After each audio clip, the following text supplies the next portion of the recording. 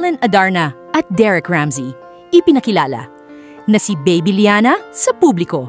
Matapos ang ilang buwang pagiging private, finally, full face reveal na si Baby Liana, ang anak ni na Ellen Adarna at Derek Ramsey.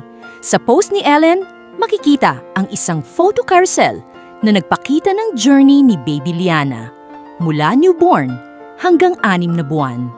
At sa bawat larawan, mula sa mahigpit na yakap hanggang sa maliliit na tawa, ramdam mo kung gaano siya kamahal at inaalagaan. Pero ang pinakanapansin ng netizens, kamukhang-kamukha daw ni Derek Ramsey si Baby Liana. Yung expressive eyes, cute ng ngiti, at presence, parang mini version ng daddy niya.